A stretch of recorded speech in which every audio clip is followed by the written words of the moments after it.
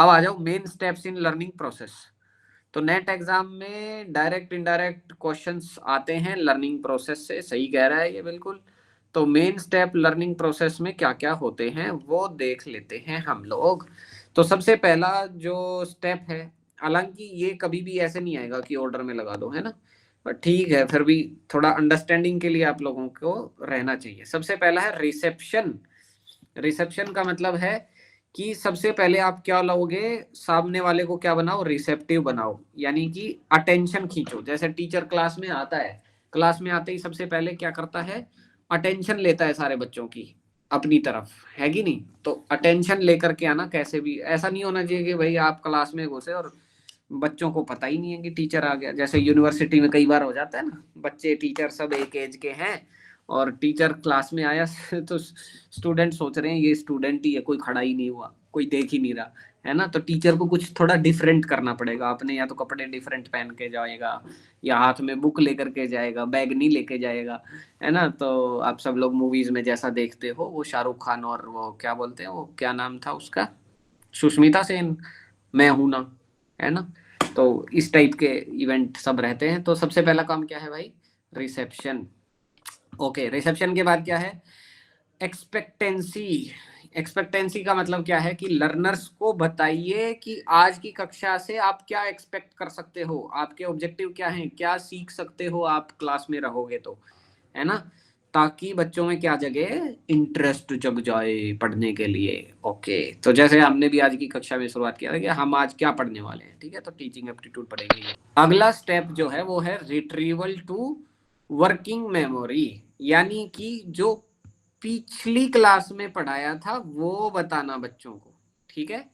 सबसे पहले आपने बच्चों की अटेंशन ली क्लास में आते ही, उसके बाद आपको नेक्स्ट स्टेप क्या है, उनको बताना कि हम आज क्या पढ़ने वाले हैं, और उसके बाद क्या करना, ये बताना कि कल हमने क्या क्या पढ़ा। जैसे हमने भी आज की क्लास की स्टार्टिंग में आपको बताया था कि कल हमने कौन कौन सा विषय पढ़ा, तो इसका मतलब मैं एकदम परफेक्ट, मतलब लाइन पे चल रहा हूँ पढ़ाने में, है।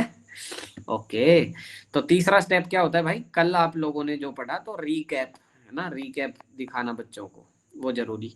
उसके बाद में नेक्स्ट क्या रहता है, सेलेक्टिव परसेप्शन, यानी कि अब आप अपना पढ़ाना शुरू कर दो, displaying contents with distinct features. बस ये मेन जो पढ़ाने वाला है कि आप क्या क्या पढ़ा रहे हो वो चालू कर देना, इसे क्या कहते हैं, selective perception. Okay, next step is semantic encoding, इसे क्या कहते हैं, लर्निंग गाइडेंस। लर्निंग गाइडेंस का मतलब है कि अब आप बच्चों को वही थोड़ा सा बताते रहिए कि इस प्रकार से करना है, ऐसे करना है, सावधानियां भी, मतलब प्रोज एंड कॉन्स दोनों चीजें आप साथ साथ में बताते रहें। यानी कि आप जो कंटेंट डिलीवर कर रहे हो उस कंटेंट में आप बच्चों को उसकी डिटेलिंग बताते रहें, गाइड करते रहें। जैसे मैं आप लोगों को बीच बीच में बताता रहता हूँ ना, भाई ये टॉपिक आप यहाँ से पढ़ लेना, ये टॉपिक यहाँ से कर लेना, है ना, इसकी हम आपको पीडीएफ भेज देंगे। तो वो सब क्या है, सीमेंटिक एनकोडिंग है। नेक्स्ट इज क्या है, रिस्पोंडिंग। भाई मैं आपसे पूछता हूँ आप लोगों को समझ में आया, तो वो क्या है, रिस्पोंडिंग है, आप लोगों से पूछना है, ठीक है। ओके, फिर है री इन्फोर्समेंट। री इन्फोर्समेंट क्या है, providing feedback to the learner. अब हम आपको क्या देंगे, फीडबैक देंगे। पहले आपसे पूछ लिया कि भैया बताओ, तुम ये करके दिखाओ या तुम ये जवाब दो, है ना। वो देने के बाद हम आपको क्या करेंगे, हम आपको उसका फीडबैक देंगे कि आपने सही उत्तर दिया या नहीं दिया, है ना। जैसा कि मैंने अभी वो वेद व्यास और वेद भाष्य वाली, वो जो व्यास भाष्य वाली बात हम कर रहे थे, तो पहले मैंने आपसे पूछा, फिर हमने उसको कंफर्म किया, चेक किया कि वो सही है या नहीं है। तो दैट इज री इन्फोर्समेंट।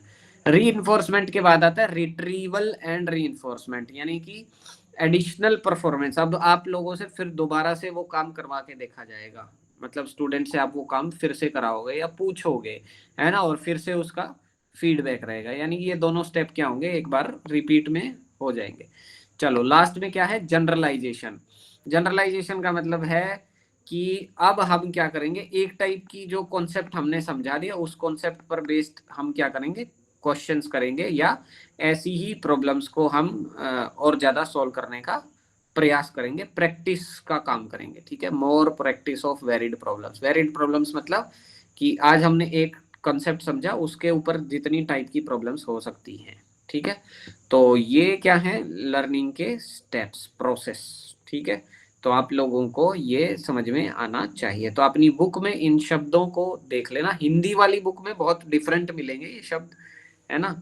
रिस्पॉन्डिंग, रीइंफोर्समेंट, इनके इनके जो हिंदी मीनिंग है वो कुछ अलग ही लिखे हुए रहेंगे।